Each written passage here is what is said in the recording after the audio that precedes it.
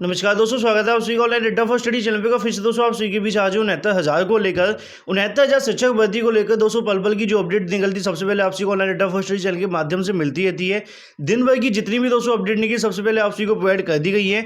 उसी क्रम में दोस्तों इससे पहले वीडियो के माध्यम से मैंने आप सभी को बता दिया था कि उत्तर कुंजी की दोस्तों जो कॉजेस्ट है वो जारी होगी। दोपहर को मैंने आप सभी को जानकारी भी दी थी कि आने वाले समय के अंदर दोस्तों आपका जो ऑर्डर है वो आज नहीं आएगा, मतलब कल देखने को मिलेगा। ऐसे में दोस्तों कॉजेस्ट यहाँ पर जारी हो चुकी है।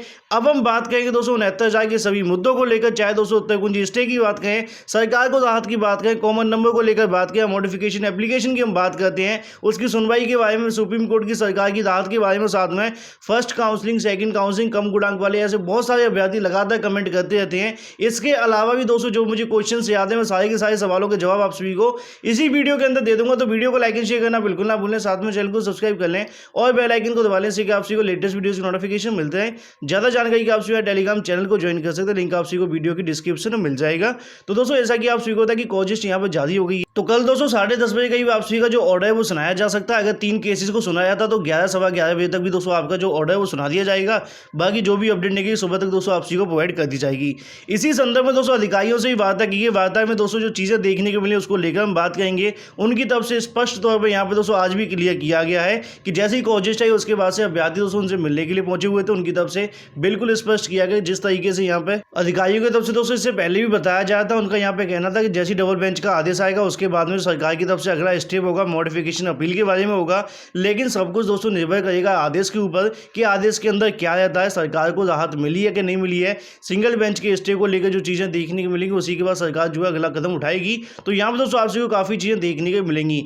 अब सबसे बड़ा सवाल है कि आदेश उसके अंदर क्या रहने वाला है। अधिकारियों से भी दोस्तों लगातार ये चीज़ें देखने को मिल रही हैं। आज भी उसी संदर्भ में दोस्तों जो वार्तालाप किया गया उनकी तरफ से स्पष्ट कर दिया गया है, जो कि जानकारी मैंने आप सभी को दे दी है। अब उत्तर कुंजी पर स्टे बरकरार रहेगा कि स्टे पर दोस्तों सरकार को राहत मिलेगी। लगातार अभ्यर्थी आप अनुमान जानने की कोशिश करते, मैंने उनको कई बार बताया भी है कि अगर दोस्तों ओपन कोर्ट के अंदर सुनवाई होती है या फिर बहस होती है तो ऐसे में बहुत सारे तथ्य हमें पता चल जाते हैं। अब सरकार की तरफ से रिटन आर्गूमेंट के अंदर कौन कौन से दोस्तों साक्ष्य दिए गए होंगे, उम्मीद है कि रिटन आर्गूमेंट भी तगड़ा दिया गया होगा। जिस तरीके से दोस्तों यहाँ पर समय लगा है, कल ऑर्डर आने वाला था लेकिन कल नहीं आया, कल आएगा।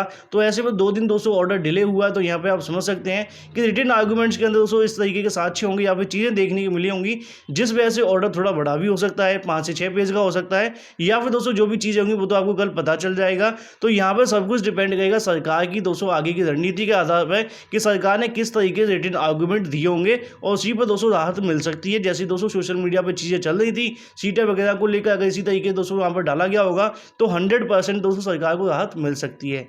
एक सवाल ये भी है कि अगर सरकार को राहत मिल जाती है तो आगे क्या होगा, और नहीं मिलती है तो क्या होगा। दोनों सवालों पर हम बात करेंगे। सबसे पहले बताना चाहूँगा, अगर सरकार को राहत मिलती है तो अधिकारियों की तरफ से जानकारी दी गई है, अगला स्टेप होगा दोस्तों मॉडिफिकेशन अपील को दाखिल करना। 18 तारीख के बाद दोस्तों सुप्रीम कोर्ट बंद हो रहे हैं, तो ऐसे में सरकार की जो कोशिश होगी कि 18 तक सुनवाई करा ली जाए और जो भी दोस्तों वहां से डायरेक्शन निकलती है उसके आधार पर चीज़ें देखने के लिए मिल जाए। तो सबसे पहला दोस्तों यही देखने को मिलेगा कि मॉडिफिकेशन अपील दाखिल की जाए और उसके बाद सुनवाई करा लीजिए। सुनवाई के बाद दोस्तों अगर सब कुछ ठीक रहता है तो सरकार भर्ती आगे शुरू कर सकती है। ये होगा तभी जब दोस्तों कल स्टे हट जाएगा। वहीं दूसरी तरफ दोस्तों अगर बात करें, अगर ऐसा नहीं होता है, जो चीज़ें होंगी वो आपको देखने को मिलेंगी, तो ऐसे में कहीं ना कहीं दोस्तों आपको लंबा इंतजार करना पड़ेगा। क्योंकि आंसर का आप सभी को बताया कि मामला दोस्तों 12 तारीख को अगली सुनवाई होनी है। अब ऐसे में डबल बेंच से क्या आदेश दिया जाएगा उसका आप सभी इंतजार करें। तो ऐसे में दोस्तों आप सभी चीज़ों को समझ चुके होंगे, मुझे उम्मीद है कि होना और ना होने दोनों के अंतर में।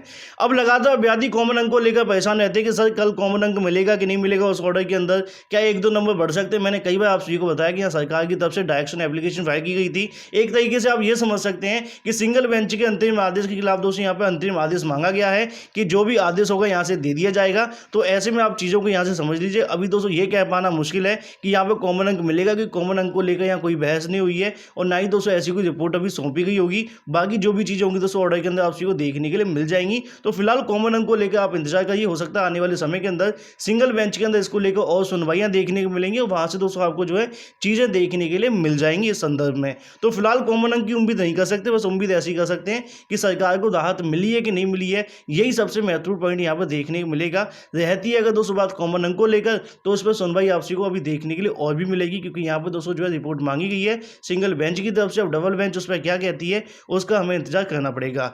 तो उत्तर कुंजी के ऑर्डर को लेकर मुझे उम्मीद है आपके पास सारे डाउट क्लियर हो गए होंगे, इसके अलावा और कुछ नहीं बचता है। अब सब कुछ डिपेंड करेगा ऑर्डर के ऊपर, क्या आएगा उसी के आधार पर अधिकारियों की तरफ से या फिर सरकार की तरफ से अगला स्टेप उठाया जाएगा।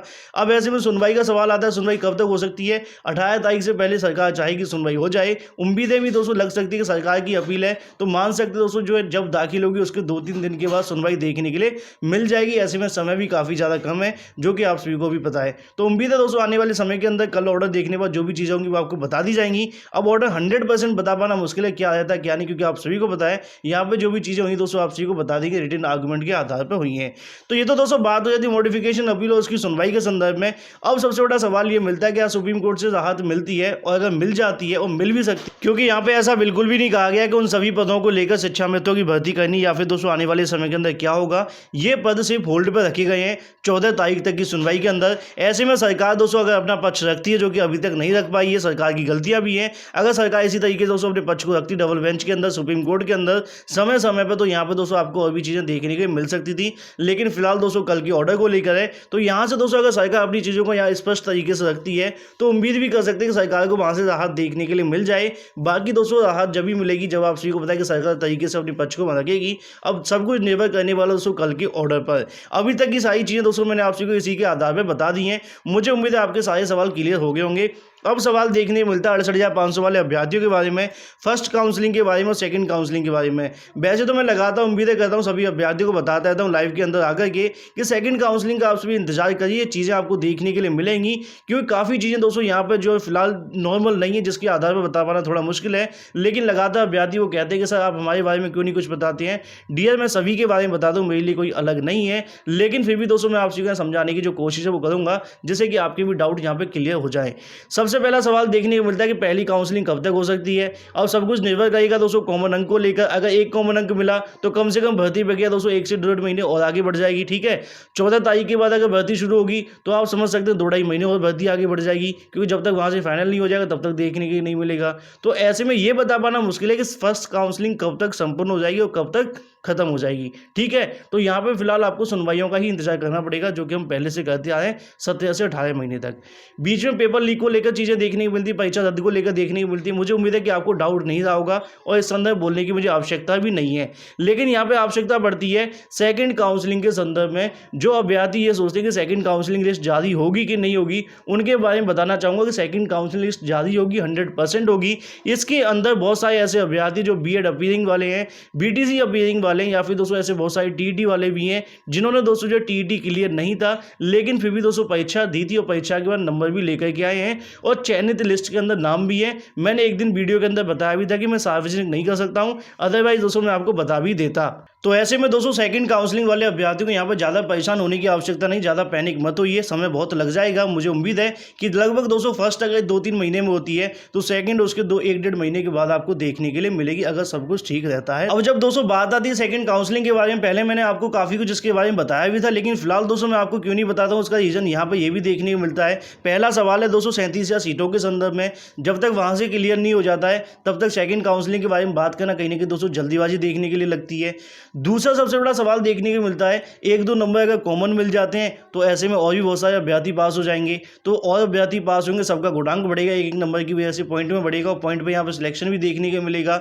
तो इस वजह से दोस्तों 2-3 ऐसी चीज़ें हैं, क्योंकि एक नंबर अगर बढ़ता है तो 4 से 5 हज़ार अभ्यर्थी बढ़ सकते हैं, 4-5 हज़ार अभ्यर्थी इसके अंदर और पास हो जाएंगे, तो उसके अंदर दोस्तों आप सभी समझ सकते हैं गुणांक और भी ऊपर चला जाएगा। तो इसी क्रम में दोस्तों अगर देखा जाए तो सेकंड काउंसलिंग के अंदर बहुत सारी ऐसी चीज़ें जो कि कॉमन नंबर को लेकर देखने को मिल सकती हैं। 37 सीटों का मामला जब तक क्लियर नहीं हो जाता है तब तक सेकंड काउंसलिंग की समस्याएं देखने को बन सकती हैं। एक हाल ही में दोस्तों मामला देखने को मिला है जो कि एनओसी का 68,500 को लेकर हाई कोर्ट की तरफ से दोस्तों यहाँ पे एक ऑर्डर दिया गया, मैं आपसी को बताना चाहूँगा। वैसे तो आज का ऑर्डर आया नहीं है, अगर आ भी जाएगा तभी मैं आपको बता देता हूँ कि उसके अंदर क्या क्या देखने को मिला है, क्योंकि ऑर्डर आने के बाद में और भी चीज़ें आपको देखने को मिल सकती हैं। लेकिन जब तक फाइनल नहीं होगा तब तक कुछ दोस्तों उसके बारे में ज़्यादा आपको परेशान होने की आवश्यकता नहीं है, क्योंकि सभी 68,500 वाले इसके अंदर नहीं आने वाले हैं। क्यों नहीं आने वाले मैं आपको यहाँ फिलहाल बताऊँगा। यहाँ पर दोस्तों सिर्फ और सिर्फ इतना बताया गया कि जो 22 के BSA द्वारा नोटिफिकेशन जारी किया गया था, जो NOC दी गई थी, नई NOC नहीं दी जा रही है, जो NOC दी गई थी उनको निरस्त कर कर दिया गया था, ठीक है। परीक्षा के बाद की एनओसी थी, अभी दोस्तों हाल ही में ली थी 1 महीने पहले। उनको निरस्त करने का जो आदेश दिया गया था उसके खिलाफ दोस्तों अभ्यर्थी कोर्ट चले गए थे। कोर्ट जाकर के जितने भी याची हैं, लगभग बताया जा रहा है 12 याची, लेकिन मुझे कंफर्म नहीं है 100%। जब तक मुझे नहीं हो जाता तब तक आप लोग इंतजार कर लेना, ठीक है। तो उसके अंदर दोस्तों सभी याचियों को बोला गया है कि आप लोग काउंसलिंग के अंदर प्रतिभाग कर सकते हैं, लेकिन काउंसलिंग कौन सा अभी होने वाली है, आपको पता है कि मामला लटका हुआ है।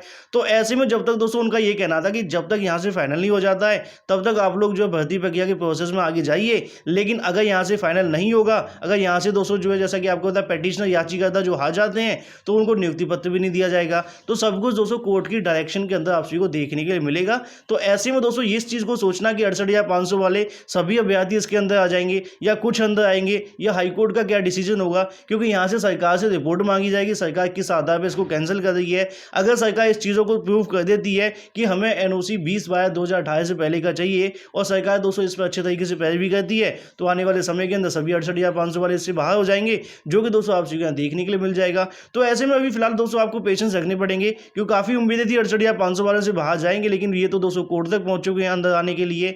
तो आने वाले समय में काफ़ी चीज़ें आपको देखने को मिलेंगी। इसीलिए दोस्तों सेकंड काउंसलिंग को लेकर फिलहाल मैं आपको कहता हूं कि आप लोग पेशेंस रखें, और ऐसा नहीं है कि बिल्कुल घर पे बैठे रहें, तैयारियां करते हैं अपनी, क्योंकि आप सभी को पता है यहाँ पे समस्याएं भी बढ़ती जा रही हैं। एक के बाद एक दोस्तों यहाँ पे मामला बढ़ जाता है, जिसकी वजह से दोस्तों आप सभी को और भी समस्याएं देखने के लिए मिल सकती हैं। तो सेकंड काउंसलिंग में क्या हो सकता है, कितना मौका मिल सकता है, ये चीज़ें आपको देखने मिल जाएंगी।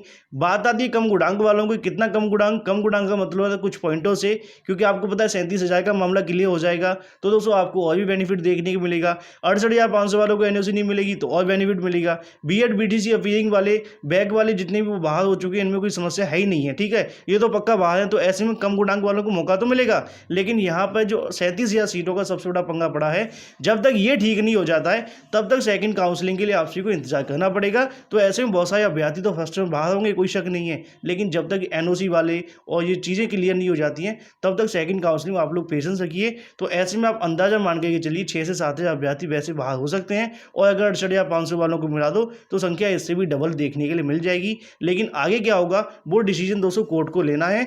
तो ऐसे में जिनका कम गुणांक है या फिर जिनकी उम्मीदें रह गई हैं, जो लगातार मुझे बार बार कमेंट करके पूछते हैं, मैं उनके सिर्फ इतना कहना चाहूँगा, आप लोगों की अभी उम्मीदें बनी हुई हैं, लेकिन कितने गुणांक वाले की बनी है, कितने गुणांक पे कौन कितना सेफ है, इसके बारे में कह पाना मुश्किल है। क्योंकि अगर आंशिकी के अंदर बदलाव होता है, शिक्षा मित्र पास होते हैं और 37,000 सीटें दोस्तों नहीं भी ली जाती हैं, तो आंशिकी में से जो फर्स्ट काउंसलिंग में कुछ लोग गए हैं वो भी बाहर आ सकते हैं। ऐसी चीज़ें भी आपको देखने के लिए मिल सकती हैं। तो फिलहाल आपसे दोस्तों पेशेंस रखें, मुझे उम्मीद है मैंने आपके सारे डाउट क्लियर कर दिए होंगे।